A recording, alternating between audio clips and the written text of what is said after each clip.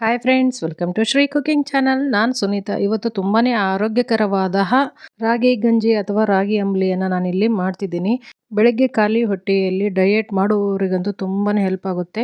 ಇದನ್ನು ದಿನಾನು ಸೇವಿಸಿದರೆ ಶುಗರ್ BP ಕಂಟ್ರೋಲ್ ಆಗುತ್ತೆ. ರಾಗಿ ಗಂಜಿಯನ್ನು ಮಾಡಲಿಕ್ಕೆ ಬರಲಾರ್ದವರಿಗೆ ಈ ವಿಡಿಯೋ ತುಂಬಾ ಹೆಲ್ಪ್ ಆಗುತ್ತೆ. ಇವಾಗ ನಾನು ಗ್ಯಾಸ್ ಮೇಲೆ ಒಂದು ಪಾತ್ರೆಯನ್ನಿಟ್ಟು ನಾನು ಈ ಕಪ್ ಅಳತೆಯಲ್ಲಿ 4 ಕಪ್ ಅಷ್ಟು ನೀರನ್ನು ಹಾಕ್ತಿದ್ದೀನಿ. ನೀವು ಕಣ್ಣು ಅಳತೆಯಲ್ಲಿ ಬೇಕಾದರೆ ಹಾಕ್ಬೋದು. 4 ಕಪ್ ನೀರನ್ನು ಹಾಕಿದ ಮೇಲೆ 1/4 ಟೇಬಲ್ ಸ್ಪೂನ್ ಅಷ್ಟು ನಾನು ಉಪ್ಪನ್ನು ಇದಕ್ಕೆ ಸೇರಿಸ್ತಿದ್ದೀನಿ. ಹಾಗೆ ಅದೇ ಕಪ್ಪಲ್ಲಿ 1 ಕಪ್ನಷ್ಟು ನಾನು ರಾಗಿ ಹಿಟ್ಟನ್ನು ಹಾಕ್ತಿದ್ದೀನಿ. ಮತ್ತು 1 ಕಪ್ನಷ್ಟು ನಾನು ನೀರನ್ನು ಹಾಕ್ತಿದ್ದೀನಿ. ಇನ್ನೊಂದು ಸ್ವಲ್ಪ ಗಟ್ಟಿಯಾದರೆ ಆಮೇಲೆ ಅರ್ಧ ಕಪ್ ಹಾಕೋಣ. ಇದನ್ನು ಚೆನ್ನಾಗಿ ಕಲಿಸ್ಬೇಕು. ನೋಡಿ, ಈ ಥರ ಚೆನ್ನಾಗಿ ಕಲಸಿ ಹಾಕಬೇಕು. ಟೋಟಲ್ಲಾಗಿ 1 ಕಪ್ ರಾಗಿಗೆ 5ರಿಂದ 5.5 ಕಪ್ನಷ್ಟು ನಾನಿಲ್ಲಿ ನೀರನ್ನು ಸೇರಿಸ್ತಿದ್ದೀನಿ. ನೋಡಿ, ಇನ್ನೂ ಅರ್ಧ ಕಪ್ನಷ್ಟು ನೀರನ್ನು ಹಾಕಿ ಈ ಥರ ಚೆನ್ನಾಗಿ ಕಲಿಸ್ತಿದ್ದೀನಿ. ರಾಗಿ ಗಂಜಿ ಅಥವಾ ಅಂಬ್ಲಿಯನ್ನು ಮಾಡಲಿಕ್ಕೆ ಬರಲಾರ್ದವ್ರಿಗೆ ಈ ವಿಡಿಯೋ ತುಂಬಾ ಹೆಲ್ಪ್ ಆಗುತ್ತೆ. ಈ ಬಿರು ಬೇಸಿಗೆಯಲ್ಲಿ ಈ ರಾಗಿ ಗಂಜಿಯನ್ನು ಡೈಲಿ ಖಾಲಿ ಹೊಟ್ಟೆಯಲ್ಲಿ ಎದ್ದ ತಕ್ಷಣ ಕುಡಿಯೋದರಿಂದ ತುಂಬಾ ಹೆಲ್ದಿಯಾಗಿರ್ಬೋದು. ಹಾಗೆ ತುಂಬಾ ತಂಪು ಈ ರಾಗಿ ಗಂಜಿ ಕುಡಿಯೋದ್ರಿಂದ. ನೋಡಿ, ಇವಾಗ ನೀರು ಚೆನ್ನಾಗಿ ಕುದೀತಾ ಇದೆ. ಹಾಗೆ ರಾಗಿ ಗಂಜಿಯನ್ನು ಹಾಕಿ ನೀವು ಸಡನ್ನಾಗಿ ಈ ಥರ ಚಮಚೆ ತೊಗೊಂಡು ನೀವು ಕೈಯಾಡಿಸ್ತಾ ಇರಬೇಕು. ಇಲ್ಲವಾದರೆ ತುಂಬಾ ಗಂಟಾಗುತ್ತೆ. ನೀವು ಹಾಕ್ತಾ ಇದ್ದಂಗೆ ಹಾಗೆ ಒಂದು ಕೈಲಿ ಹಾಕಿ ಒಂದು ಕೈಲಿ ನೀವು ಈ ಥರ ಕೈಯಾಡಿಸ್ತಾ ಇರಬೇಕು. ಇದು ಮಜ್ಜಿಗೆ ಜೊತೆ ಹಾಲಿನ ಜೊತೆ ತುಂಬಾ ಟೇಸ್ಟಿಯಾಗಿ ಬರುತ್ತೆ. ಕೇವಲ 5ರಿಂದ 10 ನಿಮಿಷದಲ್ಲಿ ಈ ರಾಗಿ ಗಂಜಿಯನ್ನು ಮಾಡ್ಬೋದು. ಈ ರಾಗಿ ಗಂಜಿಯಲ್ಲಿ ಐರನ್ ಕಂಟೆಂಟ್ ತುಂಬಾ ಹೇರಳವಾಗಿರುತ್ತೆ. ಯಾರೆಲ್ಲ ವೀಕ್ನೆಸ್ನಿಂದ ಬಳಲ್ದಿದ್ದೀರಾ ಈ ರಾಗಿ ಗಂಜಿಯನ್ನು ಡೈಲಿ ಕುಡಿತಾ ಬನ್ನಿ, ತುಂಬಾ ಚೆನ್ನಾಗಿ ಆಗ್ತೀರಾ. ನೋಡಿ, ಈ ಥರ ಕುದೀತಾ ಇದೆ. ಸ್ವಲ್ಪ ಗಟ್ಟಿಯಾಗಬೇಕು. ಆಮೇಲೆ ನಾವು ಮಜ್ಜಿಗೆಯನ್ನು ಹಾಕ್ತೀವಲ್ಲ, ಆವಾಗ ಒಂದು ಲೆವೆಲ್ಗೆ ಕರೆಕ್ಟಾಗಿ ಬರುತ್ತೆ. ನಾವು ಇವಾಗಲೇ ತಳ್ಳಗೆ ಮಾಡಿಕೊಂಡ್ರೆ ಮಜ್ಜಿಗೆ ಹಾಕಿದ ಮೇಲೆ ಫುಲ್ಲು ತಳ್ಳಗೆ ಆಗುತ್ತೆ. ನೋಡಿ, ಈ ಕನ್ಸಿಸ್ಟೆನ್ಸಿ ಇರಬೇಕು. ಈ ಥರ ಚೆನ್ನಾಗಿ ಕುದಿ ಬರಬೇಕು.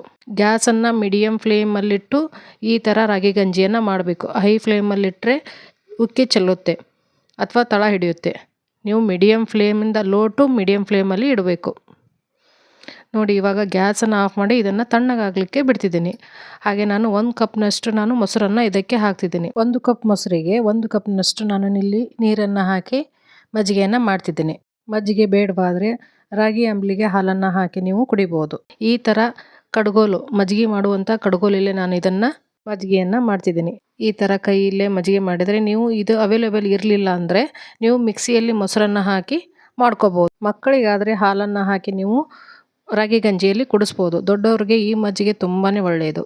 ನೋಡಿ, ಇವಾಗ 1/4 ಟೇಬಲ್ ಸ್ಪೂನ್ ಅಷ್ಟು ನಾನು ಜೀರಿಗೆಯನ್ನು ನುಣ್ಣಾಗಿ ಪುಡಿ ಮಾಡ್ತಿದ್ದೀನಿ. ಈ ಥರ ಜೀರಿಗೆಯನ್ನು ಕುಟ್ಟಿ ಪುಡಿ ಮಾಡಿ ಹಾಕೋದ್ರಿಂದ ರಾಗಿ ಗಂಜಿ ತುಂಬಾ ಟೇಸ್ಟಾಗಿ ಬರುತ್ತೆ. ಹಾಗೆ ನಮ್ಮ ಚಾನಲಲ್ಲಿ ರಾಗಿ ಮುದ್ದೆ, ರಾಗಿ ರೊಟ್ಟಿ, ಹಾಗೆ ಮಸಾಲೆ ರಾಗಿ ರೊಟ್ಟಿಯನ್ನು ಹಾಕಿದ್ದೀನಿ. ಯಾರು ಬೇಕವರು ಡಿಸ್ಕ್ರಿಪ್ಷನ್ ಬಾಕ್ಸ್ನಲ್ಲಿ ಲಿಂಕನ್ನು ಕೊಟ್ಟಿರ್ತೀನಿ, ನೋಡ್ಬೋದು. ಯಾರೆಲ್ಲ ಹೊಸದಾಗಿ ನಮ್ಮ ಚಾನಲನ್ನು ನೋಡ್ತಿದ್ದೀರಾ ದಯವಿಟ್ಟು ನಮ್ಮ ಚಾನಲನ್ನು ಸಬ್ಸ್ಕ್ರೈಬ್ ಮಾಡಿ ನೋಡಿ. ಹಾಗೆ ಈ ವಿಡಿಯೋ ಇಷ್ಟ ಆದರೆ ವಿಡಿಯೋಗೊಂದು ಲೈಕ್ ಕೊಟ್ಟು ನಿಮ್ಮ ಫ್ರೆಂಡ್ಸ್ ಆ್ಯಂಡ್ ಫ್ಯಾಮ್ಲಿಗೆ ಶೇರ್ ಮಾಡಿ. ನೋಡಿ, ಇವಾಗ ರಾಗಿ ಗಂಜಿ ತಣ್ಣಗಾಗಿದೆ. ಇವಾಗ ಮಜ್ಜಿಗೆಯನ್ನು ಸೇರಿಸಿ ಮಿಕ್ಸ್ ಮಾಡೋಣ. ರಾಗಿ ಗಂಜಿ ತಣ್ಣಗಾದ ಮೇಲೆ ಈ ಥರ ಮಜ್ಜಿಗೆಯನ್ನು ಸೇರಿಸ್ಬೇಕು. ಗಂಜಿ ಮೇಲೆ ಸ್ವಲ್ಪ ಕೆನೆ ಥರ ಬಂದಿರುತ್ತೆ, ಹಾಗಾಗಿ ಸ್ವಲ್ಪ ಗಟ್ಟಿಯಾಗಿರುತ್ತೆ. ನೋಡಿ, ಈ ಕನ್ಸಿಸ್ಟೆನ್ಸಿ ಬಂದಿದೆ. ತಣ್ಣಗಾದ ಮೇಲೆ ನೀವು ಮಜ್ಜಿಗೆಯನ್ನು ಹಾಕಬೇಕು. ಬಿಸಿ ಇರುವಾಗಲೇ ಹಾಕಿದರೆ ತುಂಬಾ ಒಡೆದು ಹೋಗುತ್ತೆ. ಇವಾಗ ಜೀರಿಗೆ ಪುಡಿಯನ್ನು ನಾನಿಲ್ಲಿ ಸೇರಿಸ್ತಿದ್ದೀನಿ. ಈ ಥರ ಒಂದು ಸಲ ಬಿರು ಬೇಸಿಗೆಯಲ್ಲಿ ಈ ತಂಪಾದ ರಾಗಿ ಅಂಬ್ಲಿಯನ್ನು ಮಾಡಿ ಸವಿಯಿರಿ. ತುಂಬಾ ಟೇಸ್ಟಿಯಾಗಿ ಅಷ್ಟೇ ಹೆಲ್ದಿಯಾಗಿ ಕೂಡ ಇರುತ್ತೆ. ನೀವು ಒಂದ್ಸಲ ಇದೇ ರೀತಿಯಾಗಿ ನೀವು ಟ್ರೈ ಮಾಡಿ ನೋಡಿ. ತುಂಬಾ ಹೀಟ್ ಇರುವವರು ಬೆಳಗ್ಗೆ ಖಾಲಿ ಹೊಟ್ಟೆಯಲ್ಲಿ ಈ ರಾಗಿ ಗಂಜಿಯನ್ನು ಸೇವಿಸಿದರೆ ತುಂಬಾ ಒಳ್ಳೆಯದು. ಇವಾಗ ನೀವು ತಕ್ಷಣ ಕುಡಿಬೇಕಾದ್ರೆ ಈ ಥರ ಈರುಳ್ಳಿಯನ್ನು ಹಾಕಿ ಮಿಕ್ಸ್ ಮಾಡಿ ಕುಡಿದ್ರೆ ತುಂಬಾ ಟೇಸ್ಟಿಯಾಗಿರುತ್ತೆ. ಇದು ಆಪ್ಷನಲ್, ನಿಮಗೆ ಬೇಕಾದರೆ ಹಾಕ್ಬೋದು, ಇಲ್ಲವಾದರೆ ಬಿಡ್ಬೋದು. ಒಬ್ಬೊಬ್ಬರು ಬೆಳ್ಳುಳ್ಳಿಯನ್ನು ಜಜ್ಜಿ ಆದರೂ ಇದಕ್ಕೆ ಸೇರಿಸಿ ಕುಡಿತಾರೆ.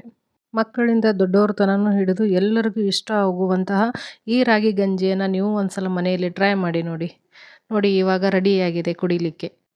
ಬೆಳಗ್ಗೆ, ಸಾಯಂಕಾಲ ಅಥವಾ ನೈಟ್ ನೀವು ಈ ಥರ ಮಾಡಿ ಕುಡಿದ್ರೆ ಆರೋಗ್ಯಕ್ಕೆ ತುಂಬಾ ಒಳ್ಳೆಯದು. ಹಾಗೆ ದೇಹಕ್ಕೆ ಕೂಡ ತುಂಬಾ ತಂಪು ಇದು ರಾಗಿ ಗಂಜಿ. ಹಾಗೆ ಮುಂದಿನ ಎಪಿಸೋಡ್ಗಳಲ್ಲಿ ಜೋಳದ ನುಚ್ಚಿನ ಅಂಬ್ಲಿಯನ್ನು ಮಾಡಿ ತೋರಿಸ್ತೀನಿ. ಹೀಗೆ ಹೊಸ ಹೊಸ ರೆಸಿಪಿಯೊಂದಿಗೆ ನಮ್ಮ ಚಾನಲನ್ನು ಸಬ್ಸ್ಕ್ರೈಬ್ ಮಾಡಿ ನೋಡಿ. ವೆಯ್ಟ್ ಲಾಸ್ ಮಾಡೋರಿಗೆ ಈ ರೆಸಿಪಿ ತುಂಬಾ ಒಳ್ಳೆಯದು. ಈ ಥರ ರಾಗಿ ಗಂಜಿಯನ್ನು ಮಾಡಿ ಒಮ್ಮೆ ಸವಿಯಿರಿ. ಉತ್ತರ ಕರ್ನಾಟಕದ ಹೊಸ ಹೊಸ ರೆಸಿಪಿಯೊಂದಿಗೆ ನಾನು ನಿಮ್ಮನ್ನು ಮತ್ತೆ ಭೇಟಿ ಆಗ್ತೀನಿ. Watching for my videos. Keep Shri cooking channel. Thank you.